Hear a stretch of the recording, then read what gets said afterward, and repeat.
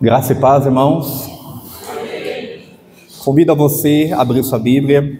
Segundo livro de Reis, capítulo 22. Segundo livro de Reis, capítulo 22. Estaremos fazendo uma leitura do verso 1 ao verso 10.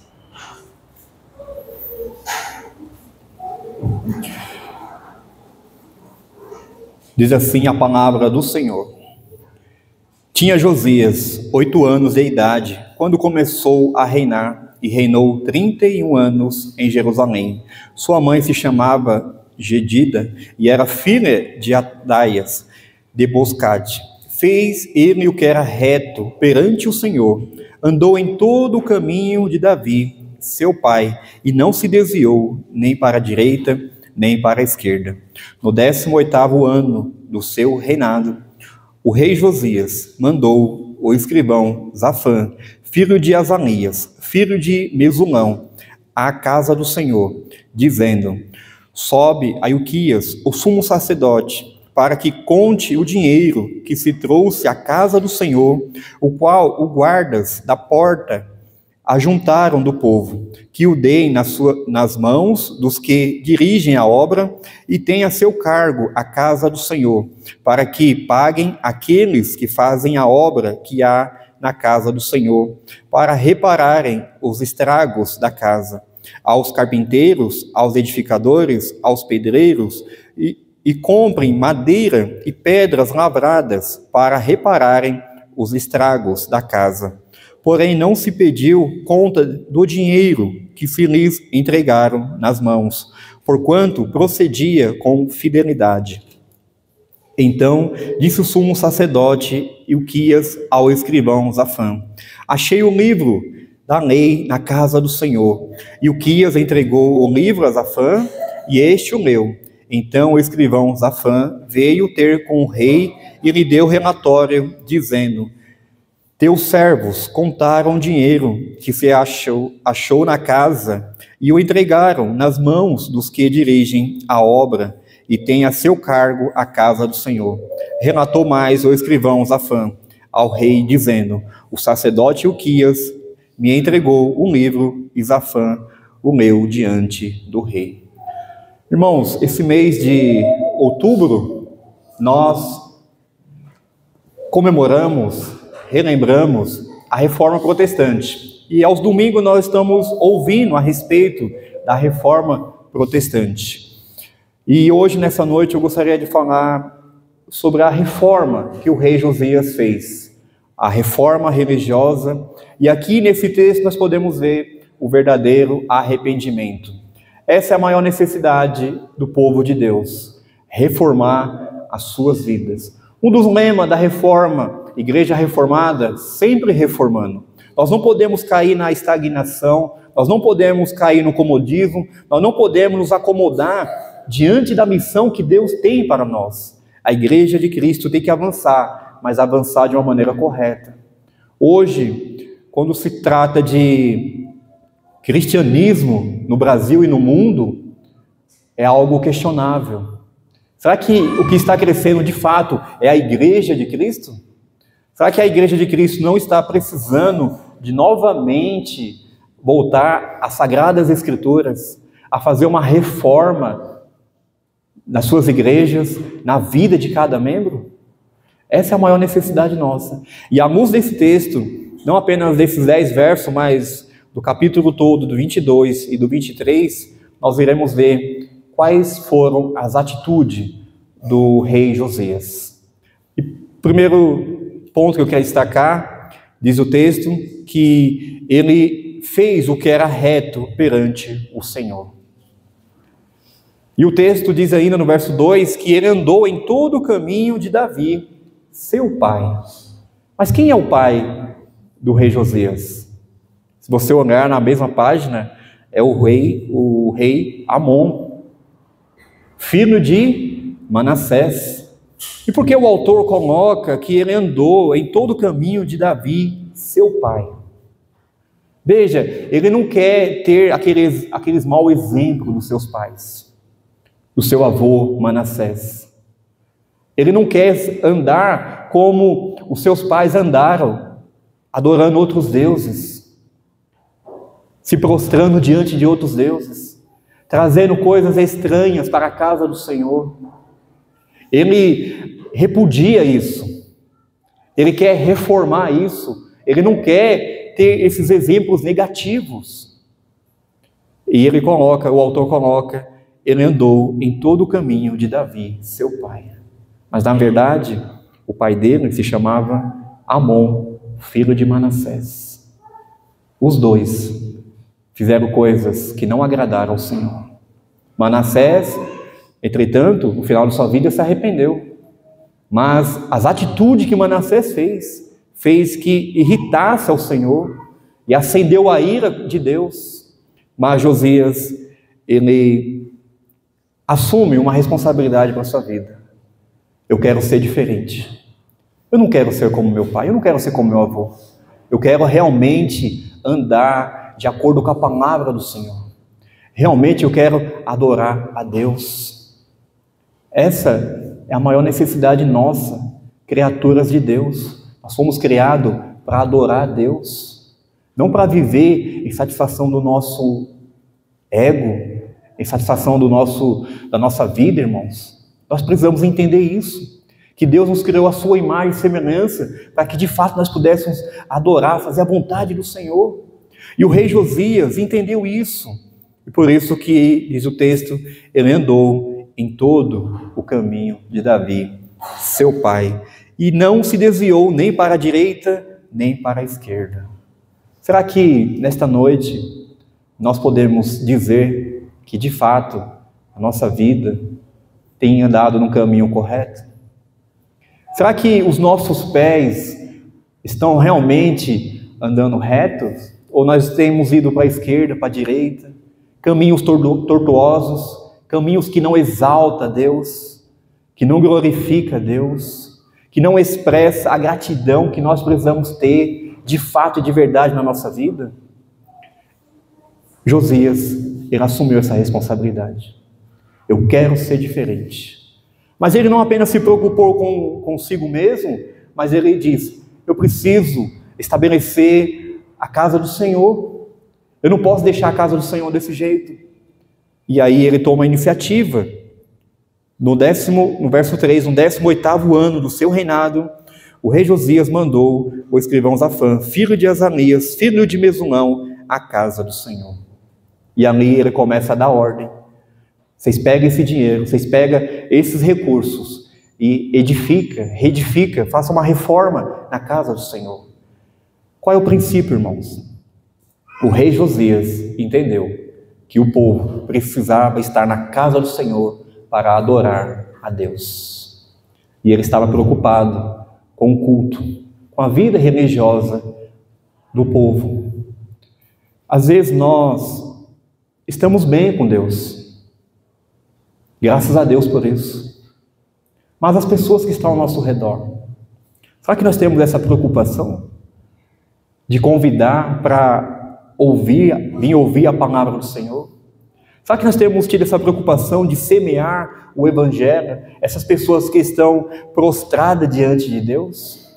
Veja que o rei não apenas se preocupa consigo mesmo, mas também ele falou, não, eu preciso reformar a casa do Senhor para que o povo possa estar realmente na casa do Senhor, adorando, fazendo a vontade de Deus. E ele dá essa iniciativa para que use aquele dinheiro, para que pague os pedreiros, contrata carpinteiro e edificadores para a casa do Senhor. Veja que atitude bonita, atitude nobre, se preocupar com a vida religiosa de todos. Você está bem com Deus? Louvado seja Deus por isso.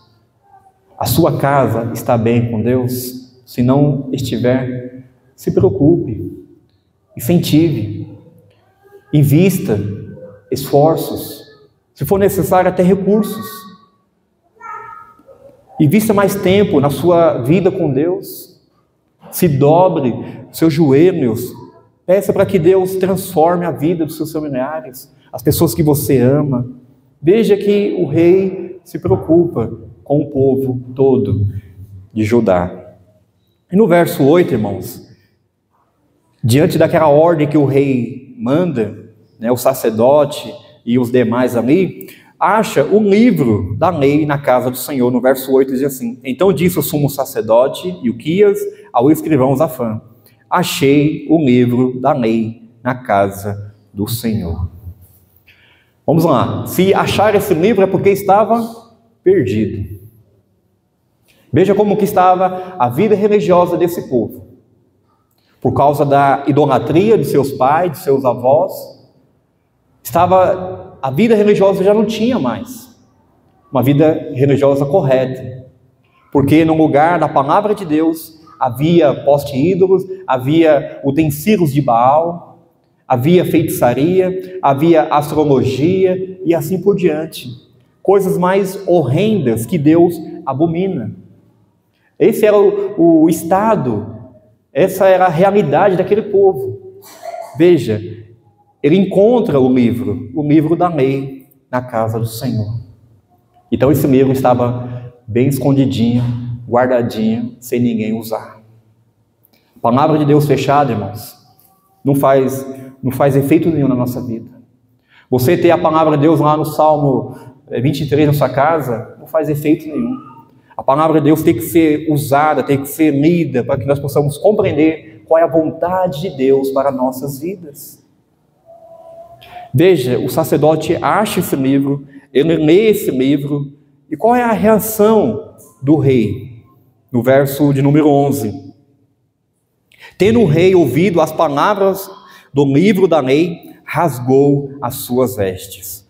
Os estudiosos acreditam que essa porção desse livro está se referindo ao Deuteronômio, capítulo 6, de 1 a 9, onde fala da lei do Senhor, onde fala dos preceitos do Senhor, onde fala a maneira que nós precisamos guardar a palavra de Deus, viver a palavra de Deus.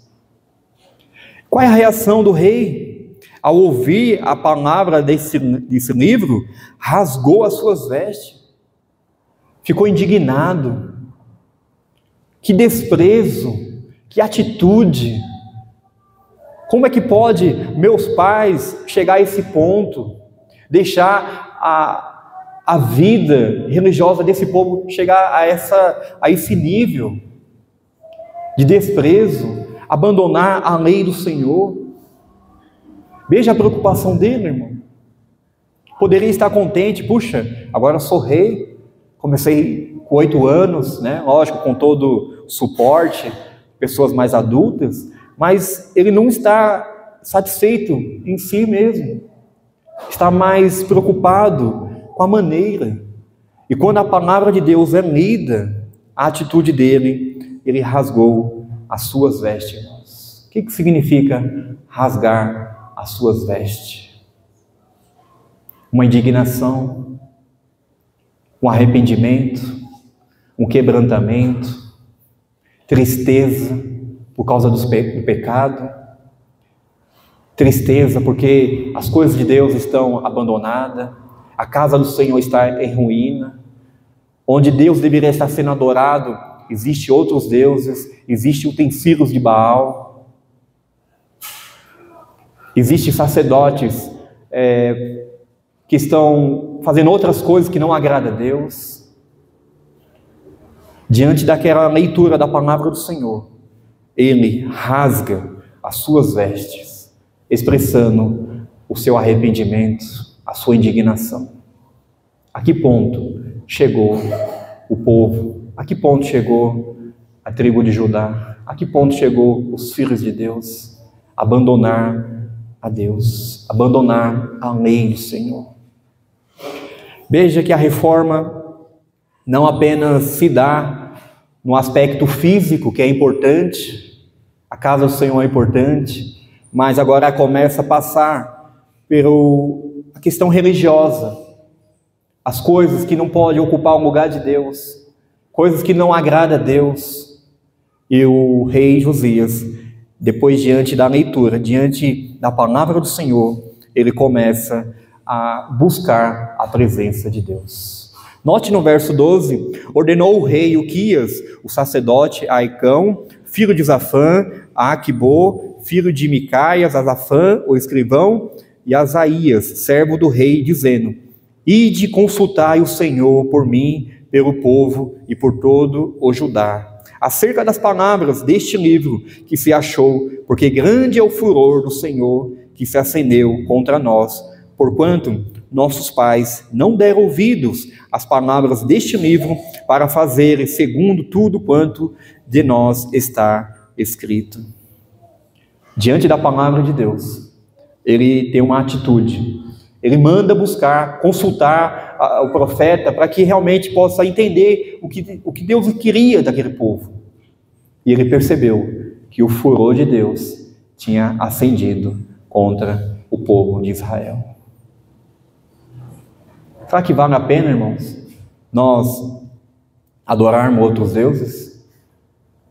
É isso que o rei Josias está indignado. Vamos acertar a vida com Deus. Imediatamente, vamos consultar para ver o que Deus quer de nós. Verso 14. Então o sacerdote Uquias, Aicão, Aquibô, Zafã e Asaias foram ter com a profetisa Uda, mulher de Salum, o guarda-roupa, filho de Tiquivá, filho de Arás, e lhe falaram. Ela habitava na cidade baixa de Jerusalém. Verso 15. Ela lhe disse: assim diz o Senhor, o Deus de Israel, dizei ao Senhor, ao homem que vos enviou a mim.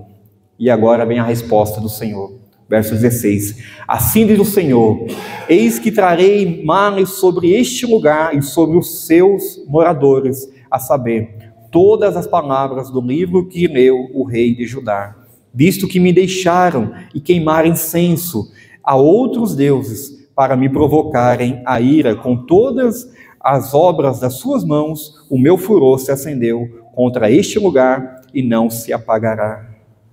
Essa foi a resposta do Senhor. Veja, quando temos pressa para acertar a vida com Deus, Deus se manifesta, irmão. Deus tem prazer de nos restaurar. Deus tem prazer de ver nós prostrados aos seus pés, tendo uma vida de comunhão perfeita com o nosso Deus, uma vida de quebrantamento, de arrependimento.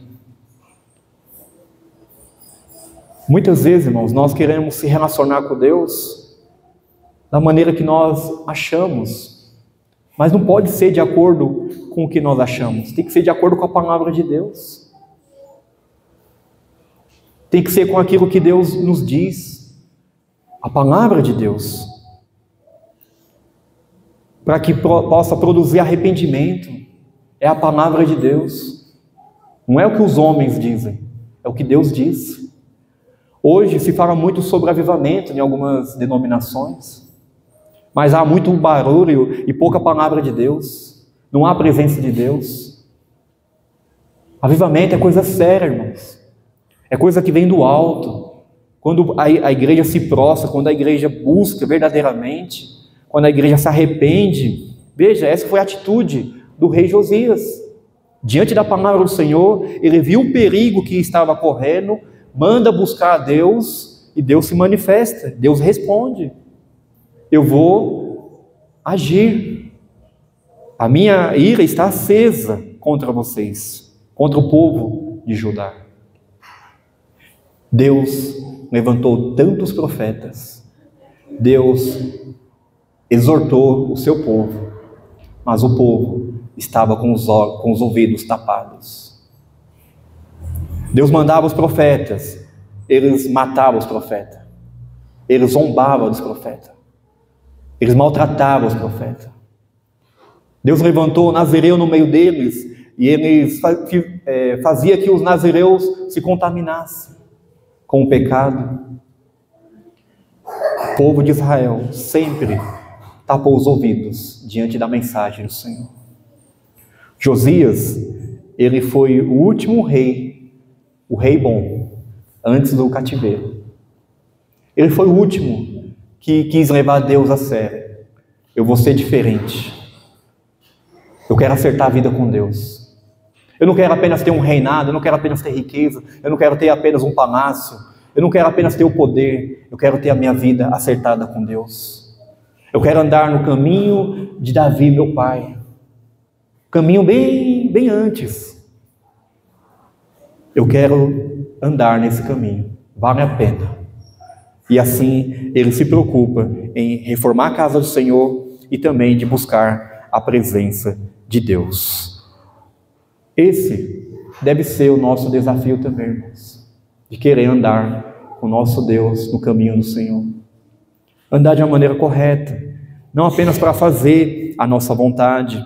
No verso 18 ainda diz assim: porém ao rei de Judá, que vos enviou a consultar o Senhor, assim lhe direis: assim diz o Senhor, o Deus de Israel, acerca das palavras que ouviste, porquanto o teu coração se enterneceu e te humilhaste perante o Senhor, quando ouviste o que falei contra este lugar e contra os seus moradores, que seriam para a assolação e para a maldição, e rasgastes as tuas vestes, e choraste perante mim, também eu te ouvi, diz o Senhor.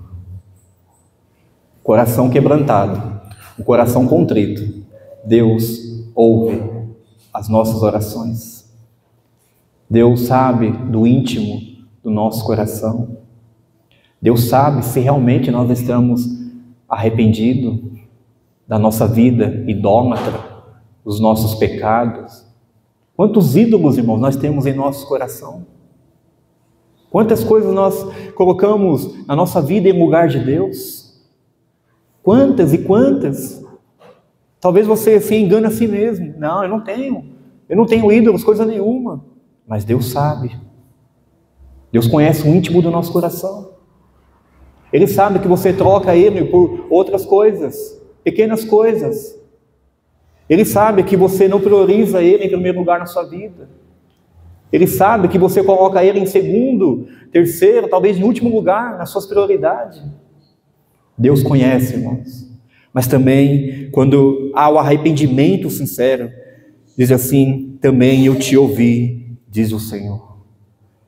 Deus ouviu a sinceridade, Deus viu a sinceridade do rei Josias. Quando ele rasga as vestes, ele está rasgando o coração da presença do Senhor. Ó Deus, eu não quero ser como meu pai Amon, eu não quero ser como meu avô, que sacrificou os filhos para fazer feitiçaria, que ofereceu os filhos a outros deuses. Veja a que ponto chegou. Eu não quero ser como ele. Eu quero andar no caminho de Davi, o caminho reto. A palavra de Deus diz que Davi era o homem segundo o coração de Deus. A vontade de Davi sempre foi de honrar a Deus, de servir a Deus, de fazer a vontade de Deus. Por ser homem e não ser homem perfeito, que não existe, ele pecou.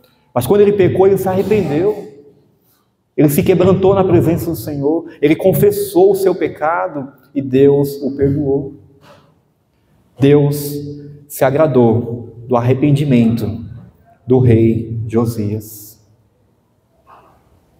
Você tem pedido perdão a Deus? Você tem tido essa fome, essa sede de estar na presença do Senhor, de estar andando no caminho que o Senhor quer para a sua vida? Se você ainda anda no caminho torto, o caminho que não agrada a Deus, que não exalta a Deus, nessa noite, se arrependa em nome do Senhor Jesus. Confesse os seus pecados, abandona tudo aquilo que tem atrapalhado a sua vida de estar aos pés do Senhor. Haja como Josias.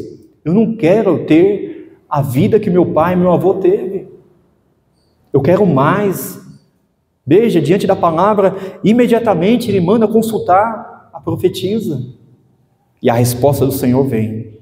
E Deus diz: eu também te ouvi, diz o Senhor. Verso 20. Diante daquele quebrantamento, Deus promete paz para o rei Josias. Verso 20. Pelo que eis que eu te reunirei a teus pais, e tu serás recolhido em paz, a tua sepultura, e os teus olhos não verão todo o mal que hei de trazer sobre este lugar. Então levaram eles ao rei esta resposta. Nosso Deus tem prazer de nos abençoar. O castigo de Deus, o juízo de Deus, ele seria inevitável. Inevitável. Porque Deus levantou vários profetas. E esses profetas os reis mataram os profetas. Segundo os estudiosos, o rei Manassés mandou serrar o profeta Isaías ao meio. O profeta Isaías, homem de Deus. Nós consideramos o livro de profeta Isaías o evangelho do Antigo Testamento. Mas incomodou o rei. A voz de Deus incomodou e o rei mandou matar. Então o castigo de Deus seria inevitável pelo furor de Deus. Mas Deus está agora abençoando, prometendo uma bênção para o rei Josias. Tu serás recolhido em paz, a tua sepultura e os teus olhos não verão todo o mal que hei de trazer sobre este lugar. A morte do rei Josias, nós podemos ver isso no capítulo 23, no verso 29. Vira numa página, diz assim: nos dias de Josias subiu o faraó Neco, rei do Egito, contra o rei da Síria, ao rio Eufrates. E tendo saído contra ele o rei Josias, Neco o matou em Megido, no primeiro encontro. Que paz é essa que Deus prometeu? A morte dele diante de uma guerra. Que morte trágica. Qual é o princípio, irmãos? Deus prometeu, você vai ter uma morte de paz, mas ele morre em um conflito. A questão é, irmãos, que os olhos dele não iriam ver o mal que iria vir sobre o povo de Judá. E quando nós lemos o profeta Jeremias, as Lamentações, nós podemos ver a crueldade do inimigo contra o povo de Israel, por causa da desobediência. E o que Deus prometeu aqui em paz é que os olhos desse rei, que foi um rei temente a Deus, um rei que queria andar nos caminhos do Senhor, não iria ver a crueldade. Não iria ver aquele poça de sangue. As ruas de Jerusalém eram um rio de sangue, por causa da crueldade do inimigo, por causa da desobediência do povo de Judá. Essa é a paz que Deus prometeu. Isso nos ensina, irmãos, que a morte que nós iremos enfrentar, muitas vezes era uma bênção. Morrer no Senhor é uma bênção. Não sofrer é uma bênção. E talvez o rei Josias iria sofrer muito mais quando ele pudesse ver o povo de Israel, o povo de Judá sofrendo o castigo de Deus. Essa é a paz que Deus prometeu e ela se cumpriu. Agora no capítulo 23, irmãos, nós podemos ver o profeta renovando a aliança. A aliança. De 1 a 3, nós podemos ver a renovação da aliança com o Senhor, e ele convoca todo o povo para ouvir a palavra do Senhor. Diz assim: então deu ordem um rei, capítulo 23, verso 1. Então deu ordem um rei, e todos os anciãos de Judá e de Jerusalém se ajuntaram a ele. O rei subiu à casa do Senhor, e com ele todos os homens de Judá, todos os moradores de Jerusalém, os sacerdotes, os profetas e todo o povo, desde o menor até ao maior, e leu diante deles todas as palavras do livro da aliança que fora encontrada na casa do Senhor.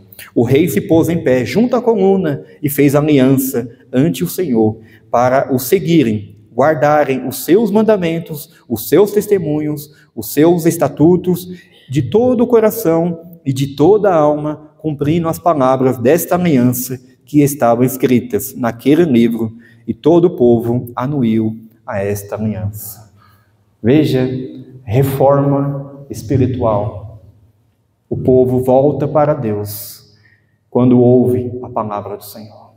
Estão dispostos a cumprir com todo o seu coração, com toda a sua alma, a guardar os estatutos, os preceitos, os testemunhos do Senhor. Guardar onde? No coração, e colocar em prática. Diz o texto que o povo anuiu, o povo aceitou, o povo concordou em renovar essa aliança. Renovação, irmãos. Renovação. Talvez você, nessa noite que está aqui, está afastado da presença do Senhor. Diante da palavra do Senhor, você tem que acatar, você tem que se sujeitar, você tem que crer. Você não pode sair daqui com o coração endurecido. Você tem que se render aos pés do Senhor, porque é Deus que está dizendo. Deus tem propósito para nossas vidas, irmãos. Deus tem propósito. Deus não trouxe o juízo nesse momento desse povo que se arrependeu, porque um rei teve a disposição para acertar a vida com Deus e trazer o povo de volta na adoração a Deus. O rei Josias, ele nos ensina que o quanto nós precisamos priorizar a adoração ao nosso Senhor. Consagrar esse dia a nosso Deus, se esforçar para estar mais presente nos trabalhos, envolvido no reino de Deus.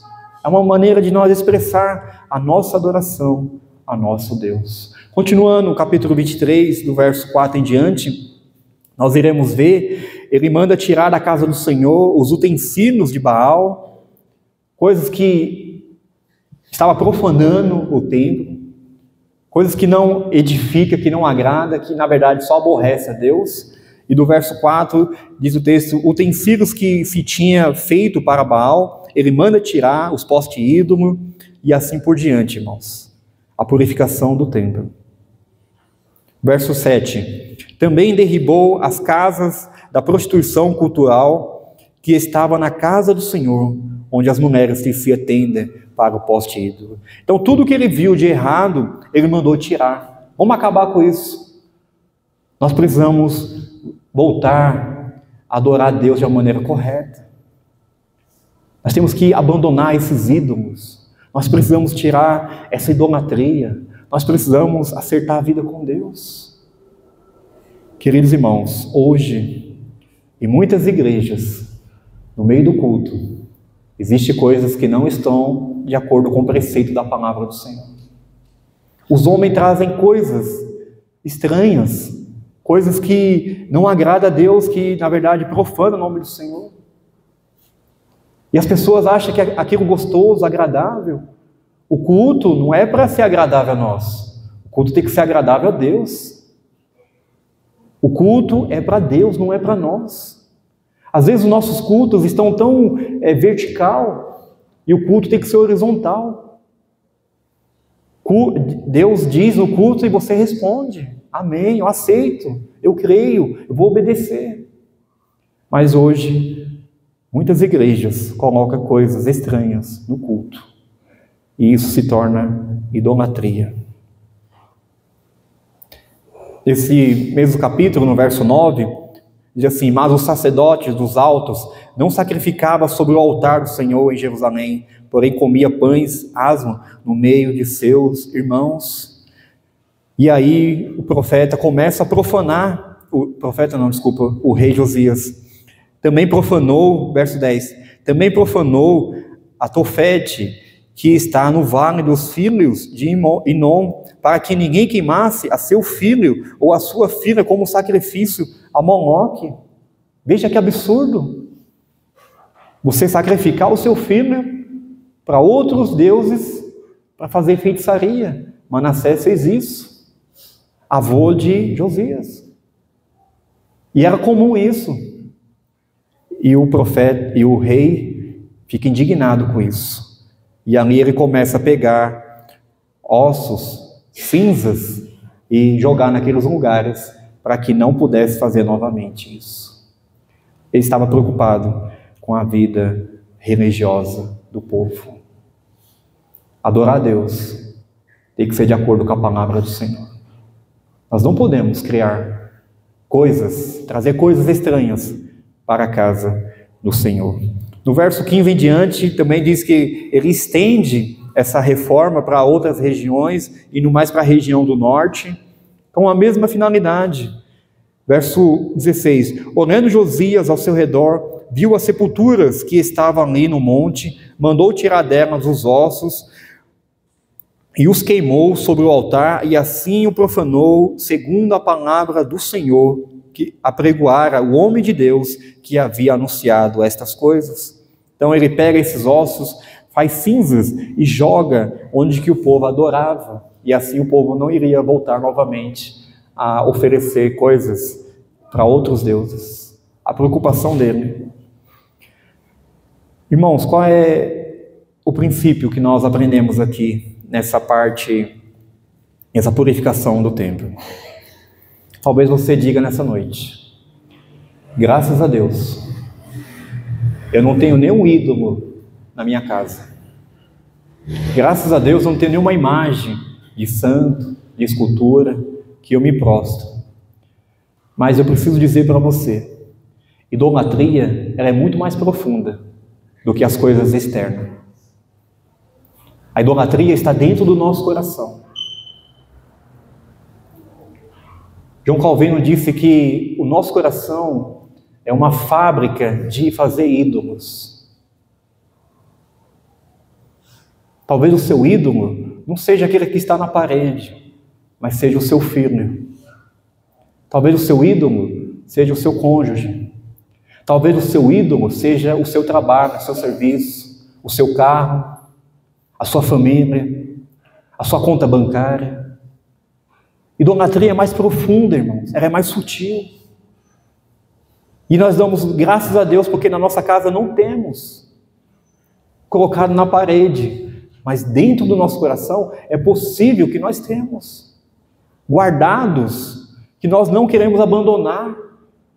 Mas eu preciso dizer para você nessa noite que Deus sabe dos ídolos que você guarda em seu coração, os ídolos que você venera, os ídolos que você adora. Em resumo, irmãos, tudo aquilo que nos atrapalha de nós estarmos na presença de Deus é um ídolo que nós carregamos. Nós precisamos abandonar isso. O rei Josias, ele não deixou passar nada. Ele estava pronto, com coragem, com ousadia. Eu preciso limpar tudo. Eu preciso fazer uma faxina na casa do Senhor. Diante da palavra de Deus, irmãos, nós precisamos ter essa resposta. Nós precisamos responder. Depois dessa faxina espiritual, religiosa, o rei Josias, no verso de número 21 do capítulo 23, ele celebra a Páscoa. E isso nos ensina alguma coisa. Diz assim: deu ordem o rei a todo o povo, dizendo: celebrai a Páscoa ao Senhor, vosso Deus, como está escrito neste livro da aliança, porque nunca se celebrou tal Páscoa como esta, desde os dias dos juízes que julgaram Israel, nem durante os dias dos reis de Israel, nem nos dias dos reis de Judá. Corria o ano 18º do rei Josias, quando esta Páscoa se celebrou ao Senhor em Jerusalém. Ele traz a Páscoa para que o povo pudesse celebrar. E agora, com a vida religiosa purificada, tirado os poste-ídolos, tirado o Baal, tirado tudo aquilo que atrapalhava a ter uma adoração correta, ele celebra a Páscoa. E diz o texto que nunca se celebraram tal Páscoa de uma maneira correta, com entusiasmo, com gratidão. A Páscoa nos faz olhar para trás e ver a libertação de Deus, do povo do Egito, que Moisés fez. A libertação do povo. Páscoa significa isso, libertação.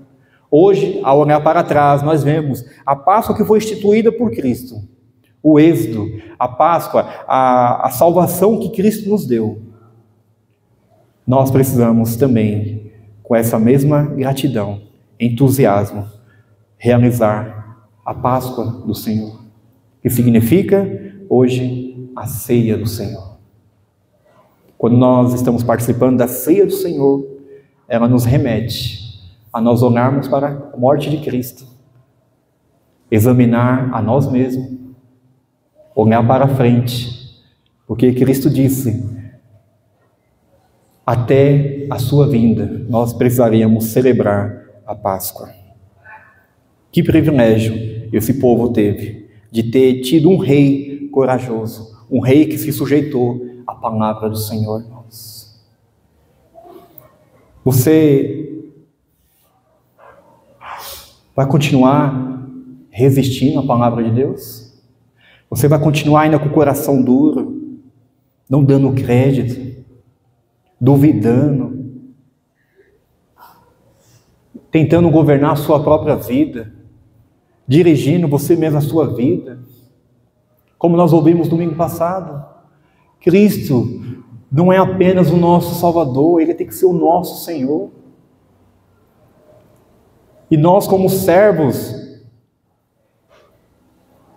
a única obrigação que nós temos é de obedecer. Obedecer, se sujeitar, irmãos. Não tem outra alternativa, não tem. Ou Ele é o Senhor da nossa vida, ou não. Ou você governa. O rei Josias, ele teve essa disposição de, diante da palavra do Senhor, se sujeitar, se levantar e agir de uma correta. A piedade do rei Josias, no verso de número 25, diz assim, do capítulo 23: antes dele não houve rei que lhe fosse semelhante, que se convertesse ao Senhor de todo o seu coração e de toda a sua alma e de todas as suas forças, segundo toda a lei de Moisés, e depois dele nunca se levantou outro igual. Louvado seja Deus pela vida do rei Josias. Será que nosso nome não poderia estar aqui? Nunca houve o irmão fulano tal que amou a Deus, que se converteu verdadeiramente, que entregou todo o seu coração, que amou ao Senhor com toda a sua alma, com toda a sua força. Será que não poderia nosso nome estar aqui, irmãos? Veja a piedade, a vida que o rei Josias teve. Todos esses esforços do rei Josias não foram suficientes, preste bem atenção, não foram suficientes para que a ira de Deus viesse cair sobre o povo de Judá. Não bastou. Não bastou. Mas eu preciso dizer para você que um rei, depois de mais de 600 anos, do rei Josias, da linhagem de Davi, da tribo de Judá, o nosso Senhor Jesus Cristo, ele conseguiu sorver toda a ira de Deus. O rei Josias não conseguiu, não caiu nos dias dele, mas passado alguns anos, a ira de Deus veio sobre o povo de Judá. Mas o nosso Senhor Jesus Cristo, o Rei Supremo, depois de 600 anos, ele sorveu toda a ira de Deus, para nos livrar do castigo eterno, da morte eterna. Você crê em Jesus Cristo, o seu substituto, o seu Salvador, o seu Senhor? Um dos pilares da reforma protestante, e assim eu termino a mensagem dessa noite, é somente as Escrituras. Somente as Escrituras. Diante da palavra do Senhor, houve essa renovação espiritual, houve esse verdadeiro arrependimento, quebrantamento. Outro pilar da reforma protestante, somente Cristo. Somente Cristo. Deus, ele faz uma nova aliança através do Senhor Jesus Cristo. E agora essa aliança foi gravada em nosso coração. Não mais no papel, mas no nosso coração.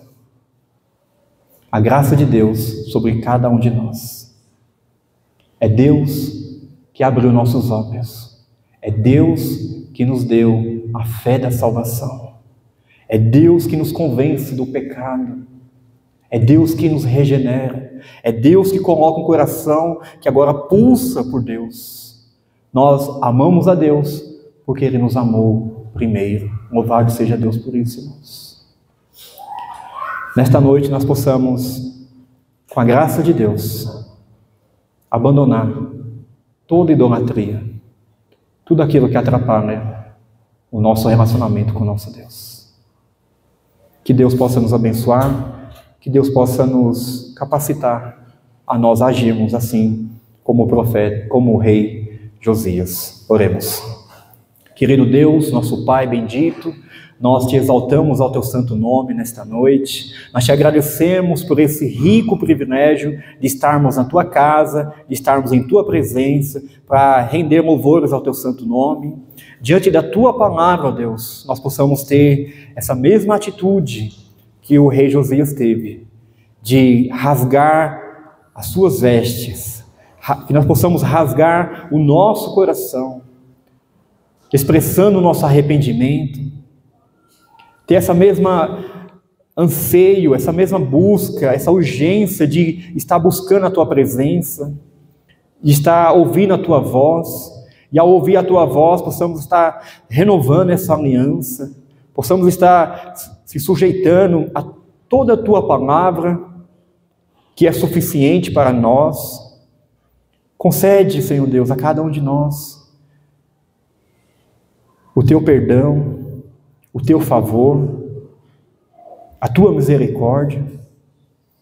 Quebrante todo o nosso ser, que o Senhor faça as nossas vidas se curvar diante da tua santa palavra, Deus, que é poderosa, que espedaça, que é fogo. Ó Deus, e nós possamos a cada dia morrer para nós mesmos e viver para ti, ó Deus. Desperta a tua igreja, fortalece a tua igreja, reaviva a tua igreja, ó Deus. Use de uma maneira poderosa nós, no final dos tempos, para ser luz e sal deste mundo. Dá-nos a intrepidez, dá-nos a coragem, ó Deus, de vivermos para o teu louvor, Pai. Muito obrigado, Senhor Deus, por esta noite. Nós oramos agradecidos, em nome do Senhor Jesus Cristo. Amém. Convido ao conjunto de louvor para entoar novamente o cântico Renova-me.